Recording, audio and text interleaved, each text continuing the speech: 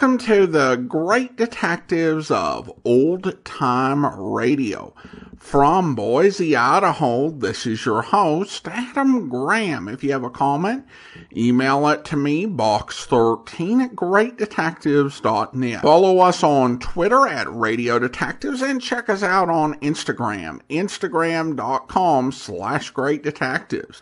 A reminder, I do encourage you to check out my ebooks. All I Needed to Know I Learned from Dragnet and All I Needed to Know I Learned from Columbo. Each examines the careers and histories of 7 fictional detectives and policemen and life lessons that can be learned from them. Both items are available as ebooks through wherever fine ebooks are sold, and also through audiobooks through Apple or through audible.com. A full list of books, ebooks, and audiobooks are available over at store.greatdetectives.net.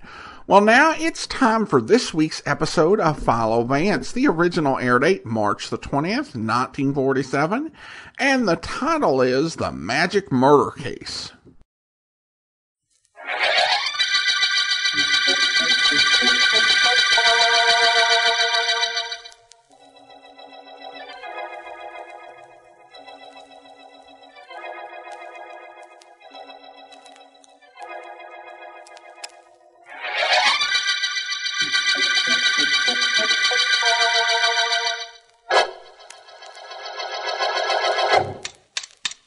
It will do you no good to stay here and watch me. For you, I have no magic tricks to build or to sell. Now, look, Pop, I'll pay you just as much as any magician. Maybe more. Oh, no. Yeah, for you, I have nothing. I build a trick or an illusion for you, and what do you do with it? Expose it on the stage. Show the public how it works.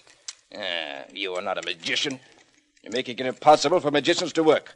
Get out of my shop. Now, Pop, all I want is one trick. Nobody can make them like you. A Pop Baker false bottom table looks 2 inches high to an audience. Actually, it's about 6. Nobody's as good as you, Pop. The great Mento says nobody is as good as me. So I relent. I sell him my tricks. Oh, no. No, not for you, Mento. No tricks. Look, Pop, you've no real gripe against me. Okay. So I expose magic. So what? So what, you say? Listen. 10 years ago, who was the greatest magician of them all? Who, answer me, who? You mean you? Well, you were pretty good. Pretty good. From coast to coast, a headliner.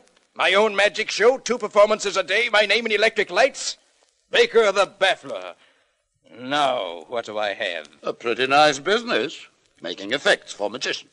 That compares with what I had? Fool. Here do I have an audience that applauds me? No. Here do I have anything except my tools, my work? You're not blaming me for getting you off the stage, are you? Yes. Yes, I blame you. I must blame you. Every trick I did on the stage, you exposed. Soon people did not want to see me anymore. They know how my tricks are done. They laugh at me. You made them laugh at me. No, Mento. From me, you get nothing. Ever. Sorry you feel that way, Pop. But I think you're exaggerating this a little bit, aren't you? Oh, no. No, I'm not. I think many times over the years I was on the stage, how it was everything to me. My whole life. Well? You took that life away from me, Mento. Remember, and be warned. You took my life from me. Maybe someday I do the same for you.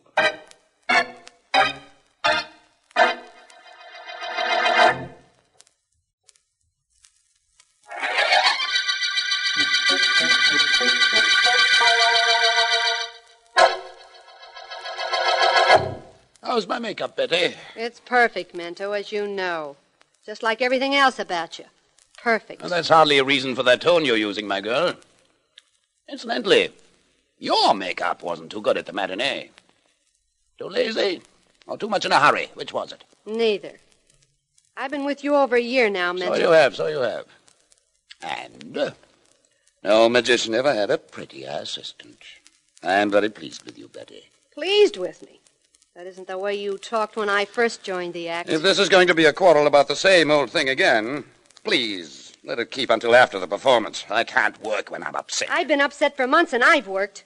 I don't see any reason for putting this off any longer. All right, let's have it. What is it? When are you going to marry me, Mento? Is that all? I thought this was going to be something important. It was important when you tried to convince me you were in love with me. When you made me fall in love with you. I made you fall in love with me? Uh-huh. Come now, Betty. There's a limit to what even a magician can do. Come on, Claude. Hand me my cape. Here. Folding flowers and silks are in it? Yes, they're in the folds of the cape where they belong. Now listen, Mento. How about you and me? What have you decided? What's the terrible rush, my dear? You know I'm fond of you. Maybe. But Johnny Davis is in love with me. He wants to marry me. Well, then marry him. I'll hide my broken heart and wish you two all the happiness in the world. Although what you can see in that hoofer, I don't know. Johnny's wonderful. Well, then you should be very happy. Well, I'm not. You've seen to that. And, Mento, I won't forget it. But I'm not going to be unhappy alone. I'll see to it that you share some of my misery. Believe me, I will.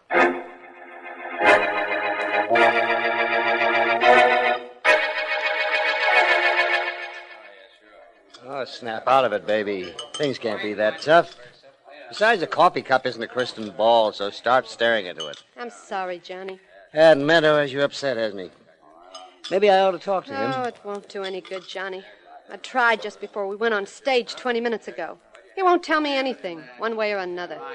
Is he in the dressing room now? Oh, I suppose so. Told me he was expecting 2 visitors after the performance. That might be just another stall so he don't have to take me out tonight. But he went to his dressing room, I know that. Why don't you give him up, Betty? He's only making you unhappy. I wish I could. Only without him, there's nothing. Well, there's a precious little guy called me. I could make you happy, dear. Yeah, I know one thing, Johnny. I know you'd try. It wouldn't be fair to you. There'd always be something missing. As long as Mento were alive, I couldn't help but want him. Is that so wrong? You know it is. That guy isn't happy unless he's doing something to hurt people. His fake magic act does nothing but expose tricks. He worked on you until you fell in love with him, just so he could watch you suffer. Yeah, and the awful part of this, Johnny, is I know all that. I know it, and I can't do anything about it. No, I guess you can't. But you said before that you'd want Mento as long as he was alive. Maybe I can do something about that.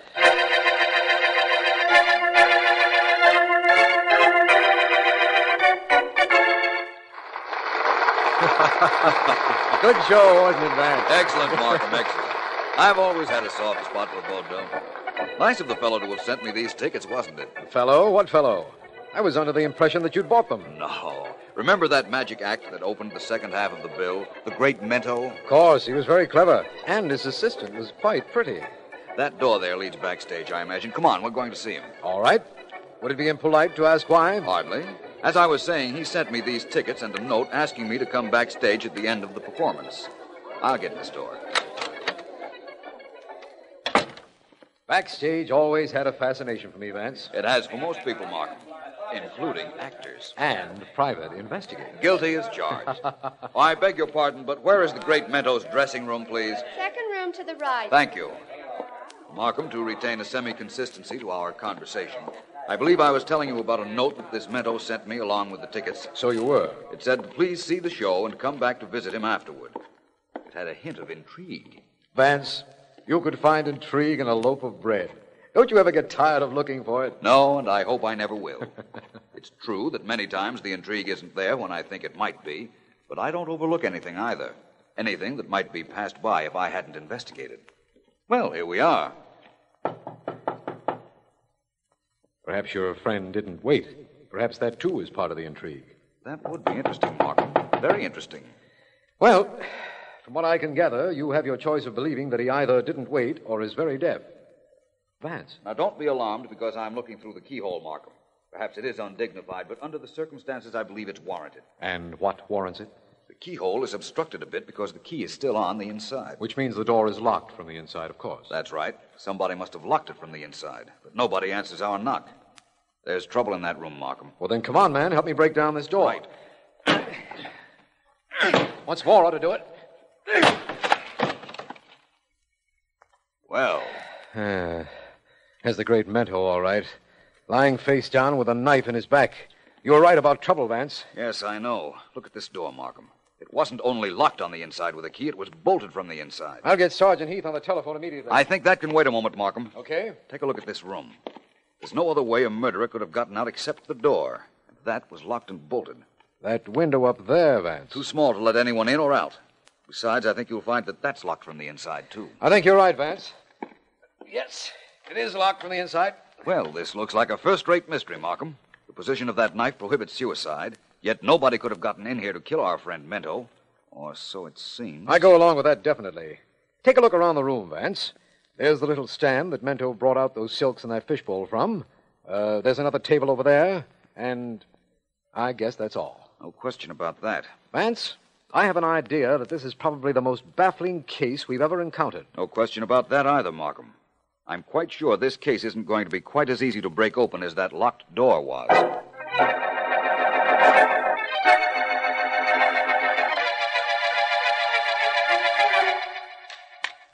Baker, I am, Mr. Vance. That's right. You're in the right place. I imagined I was when I saw those magic cabinets. You build them? Yes, that I do. They are illusion cabinets. I'd like to see the inside of one. May I? If you like, open the one in front of you. Oh, go ahead, open it. What do you see? Well, to be honest about it, I don't see anything.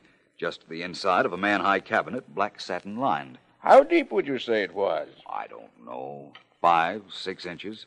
It seemed much deeper from the outside before I opened the door. Well, it's 24 inches deep. Holds 2 girls. See? One of them can easily fit in back of this rear satin. Allows the magician to change his assistants just like... Like magic. Yes. You're quite a craftsman, Mr. Baker. Thank you. Yes, now it's my life work. Well, what is it you wanted, Mr. Vance? To purchase one of my illusions? Not exactly. I'm here investigating the death of the great Mento. He was murdered in his dressing room last night with the door locked and bolted from the inside. Oh, you are a policeman. Not quite. Vance. Oh, of course, Vance. You are Philo Vance. I should have known. I am honored, Mr. Vance. But what do you want with me? Mr. Baker, I talked to Betty Anderson, Mento's assistant, immediately after the murder. She told me several things, among them one fact that brought me here. She told you I quarreled with Mento? That's right. Apparently, Mento told her when he returned from this workshop of yours. He was not a good man, this Mento. You knew that. That isn't what interests me, Mr. Baker. He is now a dead man. I want to know who killed him. So, the newspapers say he was killed in a locked room with a knife in his back. That police are checking the knife for fingerprints. Which they won't find. Anyone clever enough to have figured out this murder wouldn't be simple enough to leave his calling card. Thank you. Why thank me, Mr. Baker? I merely stated a fact. You were very complimentary. You said the murderer was clever. For that, I thank you. You're telling me that you killed Mento, Mr. Baker? Oh, not exactly. I'm not that stupid. This I will tell you, Mr. Philo Vance. You were perfectly right about 2 things. There will be no fingerprints, and the murderer is clever. All his life he has dedicated to making devices which will fool people. This could be his masterpiece. I'm not sure. No? So it's a contest, then. A contest between your knowledge and the murderer's. That's fair. Mr. Vance, this I will tell you. If I killed him, and if you find out how I did it, I will admit it. But this I tell you, too. The papers say Mento died at 10:15 last night. That death was instantaneous. The papers were correct. A man couldn't live 2 minutes with that knife in so vulnerable a spot. I do not wish to complicate your work too much, Mr. Vance, but from 9:30 until midnight last night, during which time Mento was murdered, I was with friends. Reliable, reputable friends, including a policeman whom I know. And you didn't leave them even for a moment? Not for a second. You see, Mr. Vance, execution of a crime is like building a magic cabinet. The effect is only perfect if the plans are perfect. Of course, it's very possible that you didn't kill Mento. I suppose so. But, Mr. Vance, I urge you, please do not believe that. I urge you not to believe anyone else murdered the great Mento.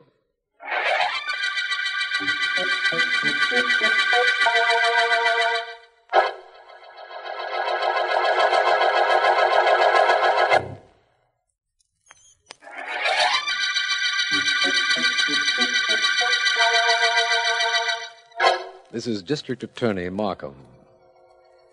The magic murder case began when the great Mento, theatrical magician, was found in his locked dressing room, a knife planted firmly in his back.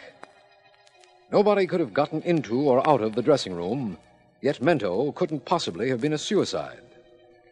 Vance and I have questioned Betty Anderson, Mento's assistant, and have found that Mento had quarreled with Pop Baker, a craftsman catering to magicians.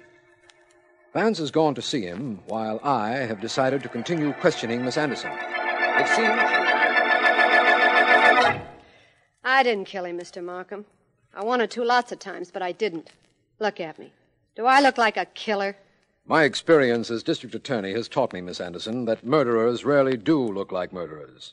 That's what complicates my job, and Sergeant Heath's, and Philo Vance's. You've told me that Mento promised to marry you. Yeah, sure he did in the beginning. And later on, he wouldn't be definite. He wouldn't say when. He wouldn't even say he wouldn't marry me. He's that kind of a man, Mr. Markham. You're trying to tell me that even though he might not want something, he didn't want anyone else to get it either. If only he'd said we were through, that he wouldn't marry me. Maybe then I could have been happy with Johnny. Johnny? I didn't mean to say that, Mr. Markham. I don't want Johnny brought into this case. He had nothing to do with Mento's death. I think I might be a better judge of that than you, Miss Anderson. Who is Johnny? He's a dancer. He works in the theater next door. Oh, I must remember to tell Vance that. Miss Anderson, there is an element in this case we've never before encountered. The element of the locked door. It makes a puzzling case baffling. Because the door was locked and bolted on the inside? The door and the window, both. Now, I can remember watching a magician get out of a trunk that was locked from the outside. Perhaps this was the same trick in reverse. I doubt that. The locked trunk trick is done with a false panel in the trunk. The magician removes it while he's inside and gets out that way. You know all the tricks, Miss Anderson? Most of them. I watched Mento expose them for over a year. In that case, perhaps you can give him... Oh, hello, Vance. Hello, Markham, Miss Anderson. Any luck in your talk with Pop Baker, Vance? I'm not sure. I got what practically amounted to a confession from him. Pop Baker confessed? I'm afraid I don't understand, Vance. What could it possibly be that practically amounts to a confession? Well, he dared me to prove he did it, for one thing. He has an ironclad alibi for the time of the murder. I know it's ironclad. I just checked it. And perhaps he didn't do it. After all, somebody stabbed Mento at 10:15. And if Pop Baker couldn't have done it, it must be somebody else who was our murderer. That's completely logical, Markham. Unless Mento, the magician, was killed by magic.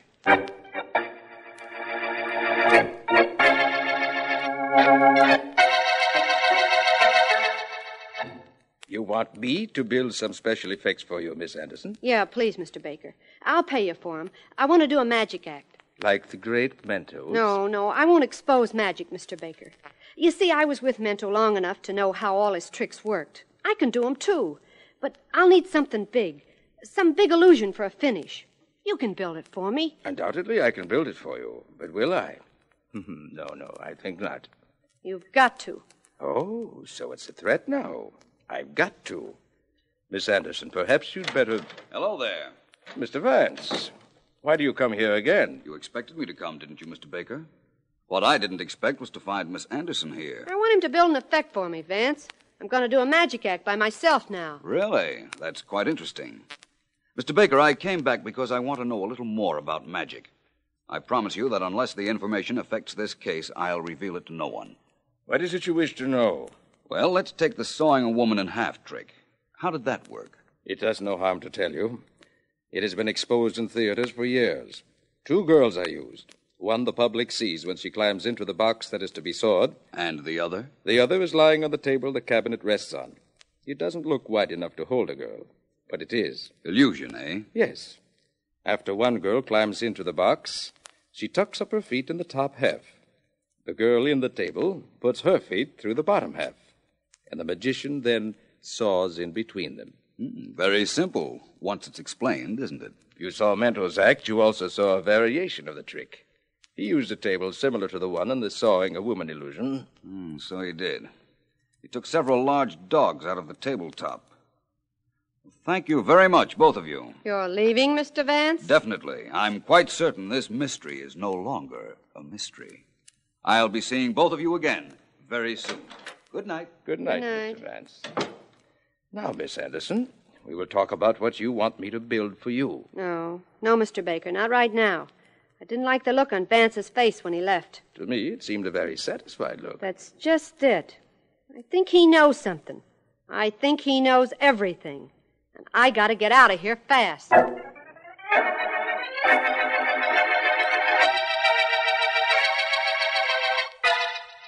Here I am, Vance, just as you asked. Why did you want me to meet you here outside Mento's dressing room? Why, Markham? Because I just left Pop Baker and Betty Anderson, and you are about to witness a dramatization entitled How the Locked Door Murder Was Accomplished.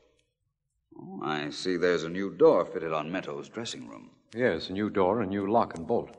That was done earlier today, Vance. Why the dramatics? We're nearing the finish of our case, Markham.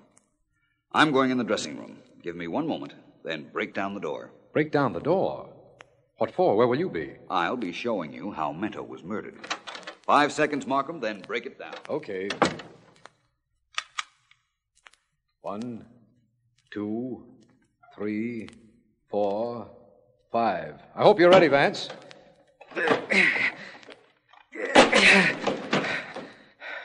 Well, Vance, Hey, where is he?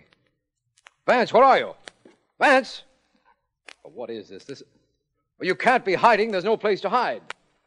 Vance, what is this? Where are you? Right here, Markham. Right where?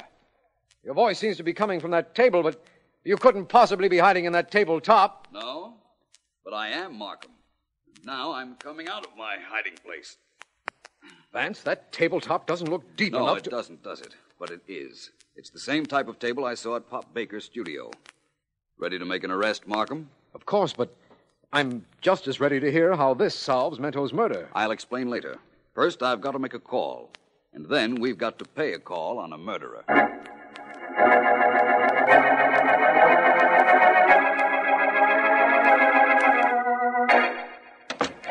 Johnny. Well, this is a surprise. Hello, Betty. What are you doing here at my place? Johnny, get some clothes packed and get out of here fast. What? Don't stop to argue with me. Get some clothes together. I'll tell you all about this while you're doing it. Now, honey, don't be so mysterious. What's this all about? Okay. If you want it your way, Johnny. Philo Vance knows you killed Mento. Vance knows it? Well, that's interesting. I didn't know it myself. Brilliant guy, that Vance. Don't try to fool me, Johnny. I know you killed him, and I know how you killed him. Really? That's right. Now, come on, let's stop this. Get packed, Johnny. No, not yet. Why are you warning me about Vance, Betty? Why shouldn't I warn you? You were in love with me, weren't you?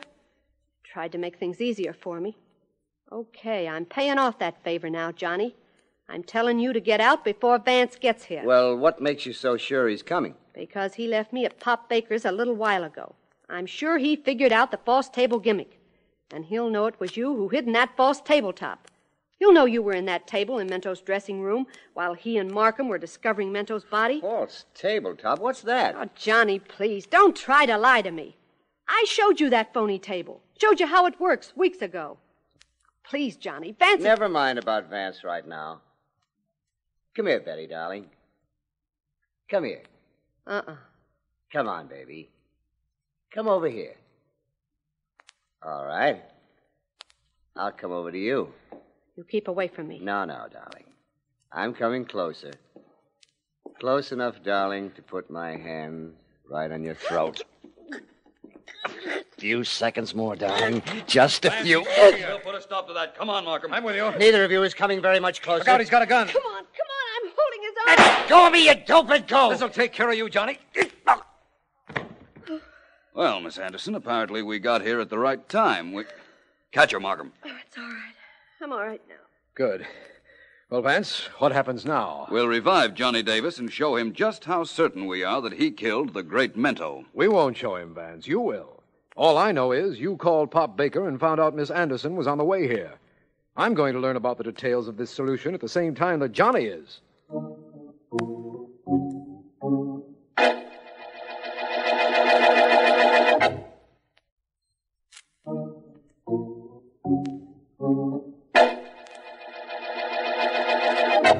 Johnny, we know you were in love with Betty Anderson, but she wouldn't marry you as long as Mento was alive. So what about it, Vance? So you killed him. So you say. So he'll prove, too, Johnny, if past performances are any criterion. Well, they aren't to me. You can't prove a thing. Sure, I may have been a little rough with Betty when you walked in my apartment a while ago, but you can't hang for that. Johnny, I'll admit that locked door on Mento's dressing room had me stopped temporarily, but it doesn't anymore. You were in that room, hiding in the tabletop while we were there. After we left, you left, with a practically perfect murder to your credit. Pop Baker could have killed Mento. That's what you wanted us to think when you hid in the table. You knew that eventually we'd figure out that this was a magician's way of killing a magician, and that we'd go straight to Baker. Fortunately, he had an alibi, but he couldn't resist trying to take a little credit for the murder. That was the showman in him. Johnny, we have Betty Anderson ready to say you admitted killing Mento. Also, that you tried to kill her. And also that she explained the false tabletop to you. We don't need your confession to get a conviction, believe me. No? Okay. If you don't need it, you get it anyway. Yeah, I killed Mento. What's more, I'd do it again if I had a chance. Well, Markham, that's the statement we wanted him to make. Now I think I've a statement I want to make. This is the end of the magic murder case.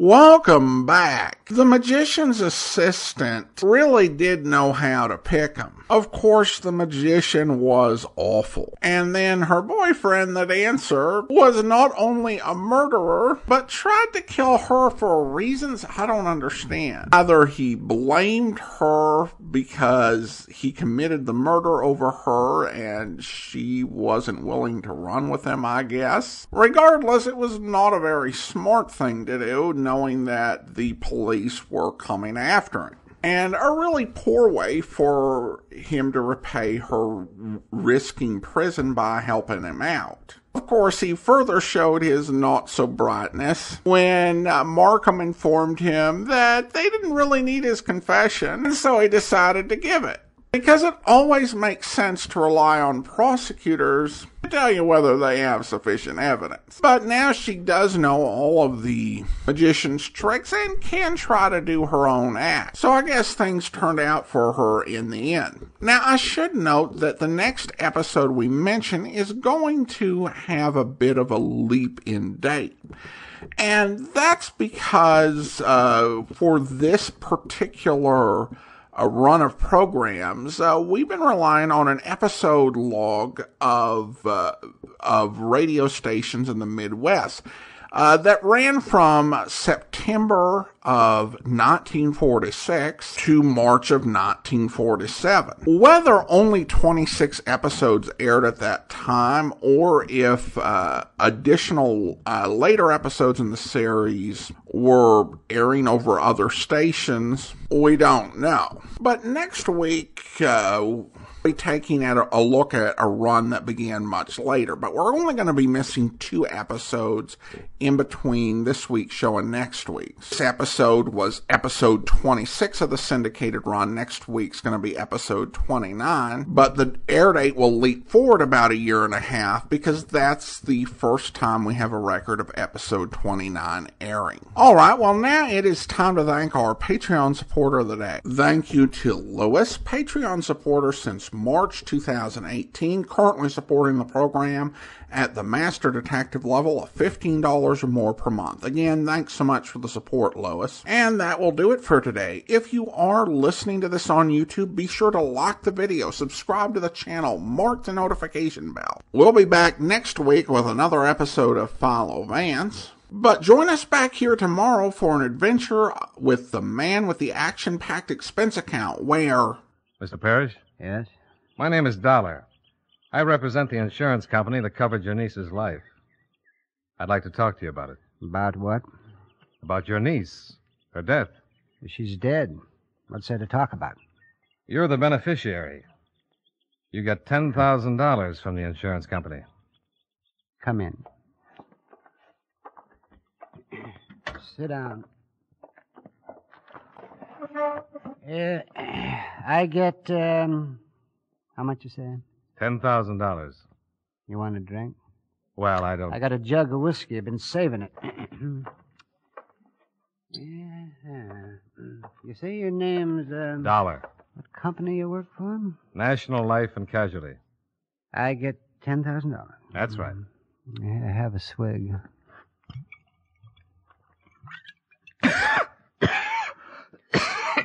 Oh, my, you swallowed wrong, huh? Yeah. Oh, well, give me that. Ah. Well, no wonder. I didn't shake it up. Shake it up? Why, sure. Gotta shake it to make it smooth. You sure that didn't come with a fuse in it? Emmett Willis made it himself. Brung it by last month. Here, you try it now. Well, I really don't think I... Oh, go ahead. You got a bad sample. Okay. You see how much smoother it is? Yeah. Well, you just got to shake it up. Now I'll have one. Ah, yes. Oh, my. Yeah, well, that's right tasty. Yeah. I hope you'll be with us then. In the meantime, do send your comments to box13@greatdetectives.net. Follow us on Twitter at Radio Detectives and check us out on Instagram, instagram.com/greatdetectives. From Boise, Idaho, this is your host, Adam Graham, signing off.